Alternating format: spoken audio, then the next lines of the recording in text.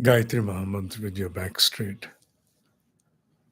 Om Bhura Bhuva Swaha Tatsaviturvarenyam Bhargo Devasya Dhimahi Dhiyo Yona Prachodayat Guru Brahma Guru Vishnu Guru Deva Maheshwara Guru Deva Sakshat Par Brahma Tasmai Shri Guruve Namaha Akhanda Mandala Karam Vyaptam Yena Characharam Tatpadam Darshitam Yena Tasmai Shri Guruve Namaha Om Shri Guruve Namaha Vyas Rupena Vahayami Sthapyami Dhyayami Pujyami Tato Namaskaram Karomi.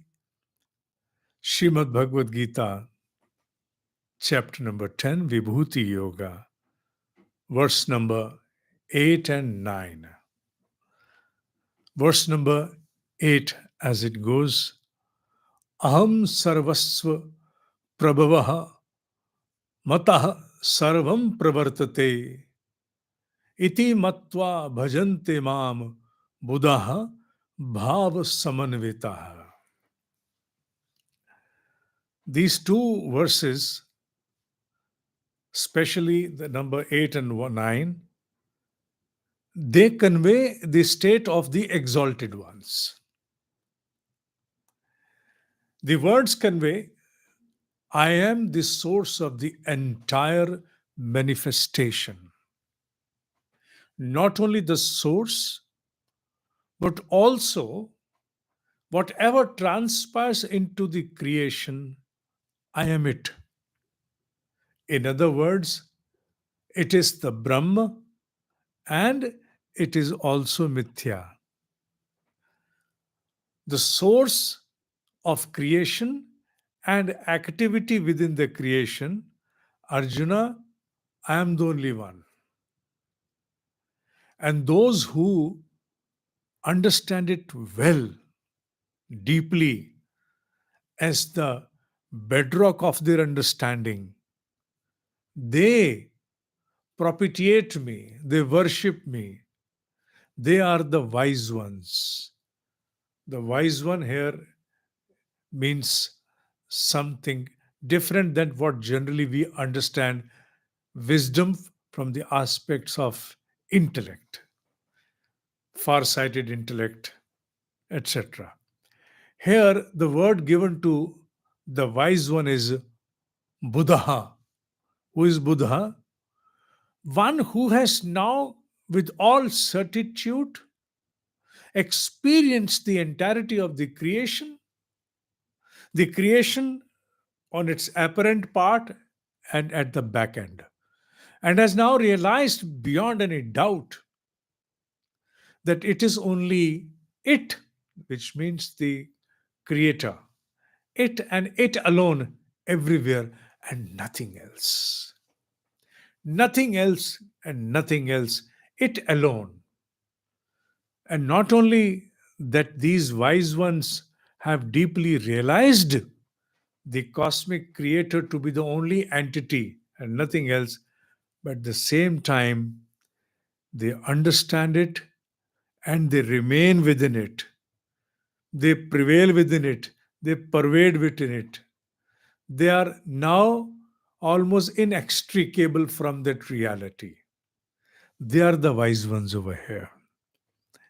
This is a state of those exalted ones who, after realizing the ultimate truth, have no other business left on their part. No other business left. Our state at present is not such that we can claim to be so deserving. Then what is the deliverable out of this particular shloka for you and me? Yes, for you and me, the deliverable part is that it alone exists and nothing else. It alone. And if it alone exists, then why should it not become our utmost priority when it comes to engagement into any and every activity? It does not mean to relinquish from our day to day dispensation, but to keep it as a priority at the back of our mind. Whenever something wants to come and destroy our inner harmony.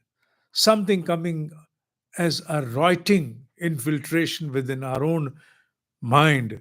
At that moment, we should be able to recall and remind ourselves it alone exists. It is the conflict, it is the solution, and nothing else but it alone exists. Having that understanding, keep doing what is required outward. The compliance of the norms outward should be 100%. If there is someone who is a demon, must be handled likewise. But in the normal parlance of the day to day dispensation of life, whenever there are situations that are unpleasant, during those moments when we want or we get swayed by the movements of our own moods and we get depressed, dissuaded, during such moments, it is necessary that we recall the essence of this verse. It alone exists and nothing else. Then why are you prioritizing upon your mental plane such a depressed state? Shun it, keep it away, cling to that belief that it alone exists and nothing else. Then probably one can easily evade all those instances, all such situations that otherwise come and cast their negative impact upon our mind for a prolonged period of time. Having said that, let me reiterate once again this does not mean that when it comes to take the bull by horns, especially the demons, then also this should be the prevailing understanding. At that moment, do what is required. But otherwise, in normal parlance, let this understanding be the rider of our conduct, our thoughts, our determination, so that we can easily evade the majority of those experiences that cast their damage upon our body and mind. So, this is the understanding that we draw. The next verse is verse number 9, which is slightly more important than the previous one. In continuation, that is why we are taking both the verses at the same time. It conveys mat chittaha mat gat pranaha bodhayantaha parasparam kathayantaha cha mam nityam tushanti cha ramanti. Now, this is something which conveys a different understanding to us, but in the light of the previous verse. Those whose minds are now still and stationary into me, those whose minds are now well settled into me. Minds settled into me means those who have now concluded it alone exists. It is the only reality. Everything else is a myth, a delusion. Delusion is the right word, is a delusion. They have been termed here as mat chitta, whose mind is continuously engaged in it and nothing else. Madgat prana. Madgat prana means whose energies, especially in the service of sensory organs, are all submitted to me. What do senses do? They mindlessly wander, unmindfully wander to cherish their objectives. That is what senses do. And at the behest of whom? At the behest of the mind at the back end. The mind is the rider, the driver for all the senses. And all those senses that service to in service to mind, they keep wandering, keep serving inputs, their corresponding input, something different, something new to see, something negative to listen, something else to taste, etc. Something bad to some mouth. So senses are in service to gratify themselves, and the energy goes into drain when they exercise their control. So madgata prana, when you submit your senses and the energy that fuel them to me and nothing else, mataha, to me. What does it mean? That you have submitted the entirety to me now. Entirety, your understanding is now submitted to me. Your priorities are submitted to me. Your senses, along with your creative resource of energy, prana, is submitted to me. And not only submitted to me exclusively, but at the same time, you're also conversing with each other. Bodhayantaha parasparam, conversing with each other about me and me alone. Generally, when people meet, they start discussions with the weather, then maybe to some extent about their own present state, and then they move on to what? Discussing other people or discussing some situation, etc., and so on. It is seldom that people exchange or people have a dialogue with each other about it. It means the cosmic creator. It means about their own inner evolution. It means the changes. We become we have become so confined to ourselves that we have created very hard boundaries. And that's how the life is. I'm not saying that all of a sudden surgical changes will make difference.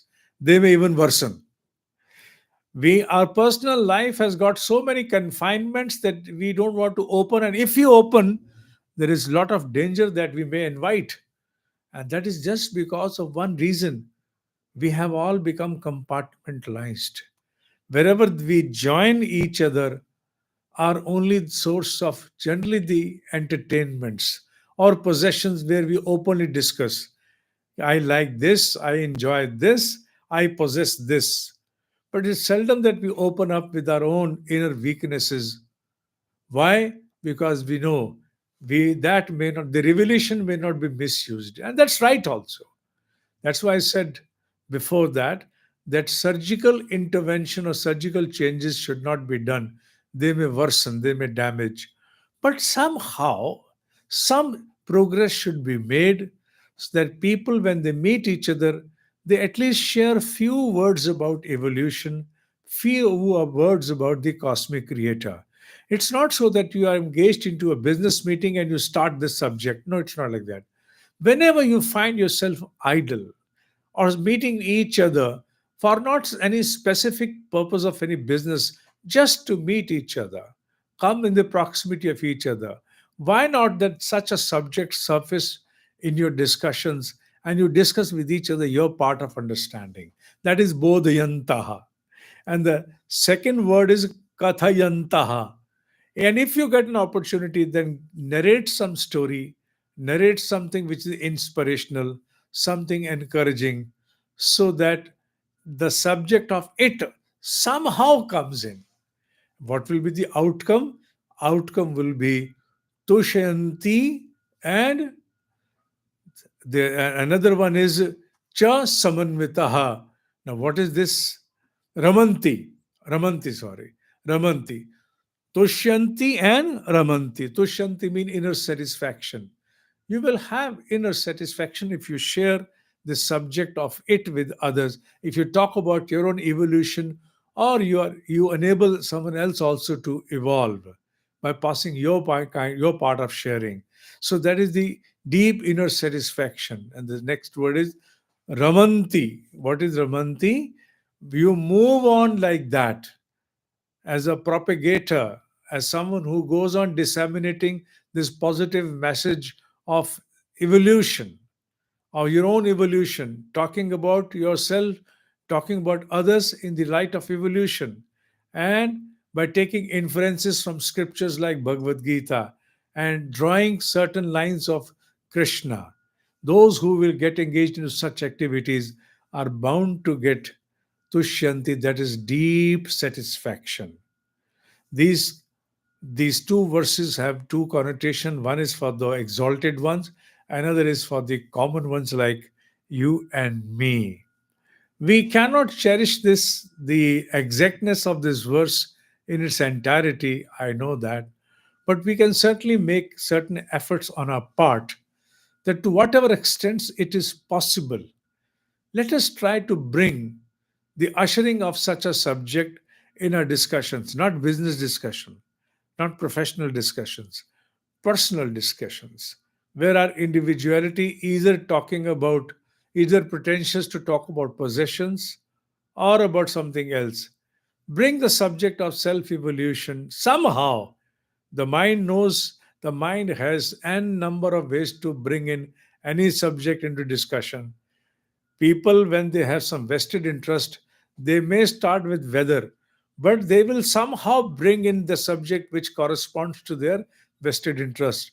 So if you take it as a vested interest for the sake of your own inner evolution, to talk about evolution, self, and the others somehow, and draw the inference of some scripture, you will certainly find a good opportunity. And at the conclusion of such an interaction, both of you will be the beneficiaries. You will depart, you will move on your own course, your own directions by gaining and gathering something. And keep moving like this so that you are a mobile temple, become a mobile temple, someone who is moving all around, living, a living temple, Jivant Mandir, moving all around and talking about self evolution and talking about the scriptural references as from Bhagavad Gita.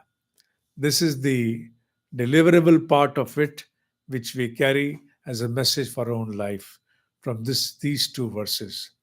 That was all I wanted to share. ओम ही सत्य है, ओम ही सत्य है, ओम ही सत्य है.